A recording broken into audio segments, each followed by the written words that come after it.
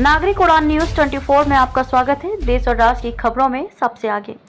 नमस्कार, मैं खुशी और आप देख रहे हैं नागरिक उड़ान न्यूज। आइए नजर डालते हैं आज की बड़ी खबर पर। यूपी के 7 सांसदों की कुर्सी पर लटकती सदन की तलवार। जिन सांसदों पर आपराधिक मामलों के अधिक केस दर्ज और 2 वर्ष अधिक होने की सजा कोर्ट होने की संभावना या हो चुकी है, ऐसे लोकसभा सांसदों की सदन से सदस्यता रद्द हो सकती है। ये निर्णय जल्द ही सदन में होगा पेश।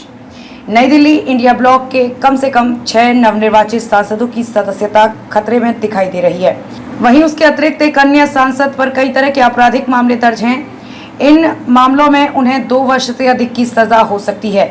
ऐसे सांसद को लोकसभा की सदस्यता से बाहर का रास्ता दिखाया जा सकता है। अगर ऐसा होता है तो इन सांसदों की लोकसभा से सदस्यता खत्म की जा सकती है। वहीं उसके अतिरिक्त एक अन्य सांसद पर कई तरह के आपराधिक मामले दर्ज हैं। इन मामलों में उन्हें 2 वर्ष से अधिक की सजा हो सकती है। ऐसे सांसद को लोकसभा की सदस्यता से बाहर का रास्ता दिखाया जा सकता है। अगर ऐसा होता है तो इन सांसदों की लोकसभा से सदस्यता खत्म की जा सकती है और नवीन सांसद जो लोकसभा में पहुंचे हैं, जिन पर आपराधिक मामले दर्ज हैं या लंबित हैं, उन पर कोर्ट में केस विचाराधीन है। ऐसे आपराधिक तत्व वाले सांसदों के लोकसभा में सदस्यता पर अधिग्रहण लगता दिखाई दे रहा है। सूत्रों के हवाले से प्राप्त जानकारी के अनुसार लोकसभा में आपराधिक मामलों के साथ सजा प्राप्त कर चुके सांसदों की सदस्यता पर अधिग्रहण लगता सदन में दिखाई दे रहा है। आपको बताते चले कि यूपी में लोकसभा के सांसदों में आपराधिक मामलों में किस सांसद और आपराधिक घटनाओं में शामिल हैं, जिनकी सदस्यता निरस्त होने की संभावना व्यक्त की जा रही है। यूपी के नए सांसदों पर लटकी सदस्यता छीनने की तलवार। दोषी पाए गए तो सीट और भविष्य की अग्रिम राजनीति पर ग्रहण लगता दिखाई दे रहा है। यूपी के नए सांसदों की कुर्सी जल्द ही छिन सकती है। इन सांसद में कई तरह के आपराधिक मामले दर्ज हैं, जिसमें उन्हें 2 वर्ष से अधिक की सजा हो सकती है।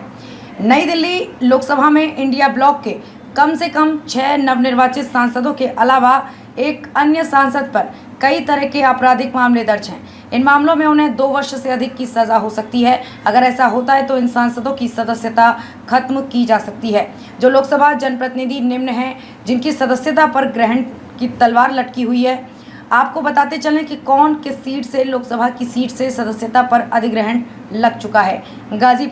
गाजीपुर सीट से जीतने वाले अफजाल अंसारी को गैंगस्टर एक्ट के एक मामले में पहले ही 4 साल की सजा सुनाई जा चुकी है।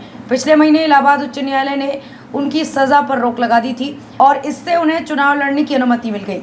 इस मामले की सुनवाई जुलाई में होनी है। अगर अदालत ने अंसारी की सजा बरकरार रखी तो उनकी लोकसभा सदस्यता जा सकती है। आजमगढ़ सीट से जीतने वाले धर्मेंद्र यादव के खिलाफ भी 4 मामले लंबित हैं। अगर उन्हें 2 साल की सजा होती है तो उनकी सदस्यता भी जा सकती है। जौनपुर सीट से जीते बाबू सिंह कुशवाहा पर NRHM घोटाले से जुड़े कई मामले चल रहे हैं। ये घोटाला उस समय का है जब वह मायावती सरकार में मंत्री हुआ करते थे। उनके खिलाफ 25 मामले दर्ज हैं, जिसमें से 8 में आरोप तय हो चुके हैं। सुल्तानपुर सीट से भाजपा की मेनका गांधी को हराकर जीतने वाले रामभुआल निषाद पर 8 मामले दर्ज हैं, जिनमें से एक मामला गैंगस्टर एक्ट के तहत भी आता है। वे 2024 के लोकसभा चुनाव के कमजोर विजेताओं में भी शामिल हैं। चंदौली लोकसभा सीट से पूर्व मंत्री महेंद्र नाथ पांडे को हराने वाले वीरेंद्र सिंह पर भी आपराधिक मामले दर्ज हैं। सपा के ये नेता अगर दोषी पाए गए तो ये उनके लिए बुरी खबर हो सकती है। सहारनपुर सीट से कांग्रेस के इमरान मसूद के खिलाफ भी 8 मामले दर्ज हैं। इनमें से एक मामला मनी लॉन्ड्रिंग से जुड़ा है, जिसे ईडी ने दर्ज किया है। वहीं 2 मामलों में उनके खिलाफ आरोप तय हो चुके हैं।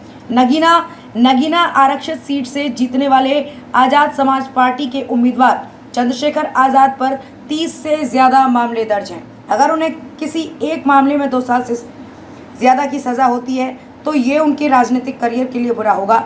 गौरतलब है कि आपराधिक मामलों में दोषी पाए जाने के बाद कई राजनीतिक नेताओं को अपनी सदस्यता खोनी पड़ी है। आपको बताते चलें कि लोकसभा की सदस्यता प्राप्त सांसदों पर गंभीर धाराओं और आपराधिक मामलों में कोर्ट में केस दर्ज हैं तथा कुछ आपराधिक मामले दर्ज हैं। ऐसे लोकसभा सांसदों की सदस्यता पर अधिग्रहण की तलवार सदन से लटकती दिखाई दे रही है। अब इन सांसदों को अपनी सदस्यता बचाने के लिए क्या रणनीति बन सकती है, ये कहना मुश्किल होगा। सुप्रीम कोर्ट और लोकसभा के अंतिम निर्णय पर निर्भर करेगा कि इन मामलों पर क्या सुझाव और निर्णय प्रेषित किए जाएंगे। तक के लिए बस इतना ही। फिर होगी आपसे मुलाकात ऐसी एक और बड़ी खबर के साथ। तब तक के लिए नमस्कार और देखते रहिए नागरिक उड़ान न्यूज। ऐसे ही लेटेस्ट अपडेट्स के लिए हमारे चैनल नागरिक उड़ान न्यूज को सब्सक्राइब करें और तुरंत नोटिफिकेशन पाने के लिए बेल आइकन प्रेस करना ना भूलें। यदि आप हमें फेसबुक के माध्यम से देख रहे हैं तो हमारे पेज को फॉलो जरूर करें। धन्यवाद।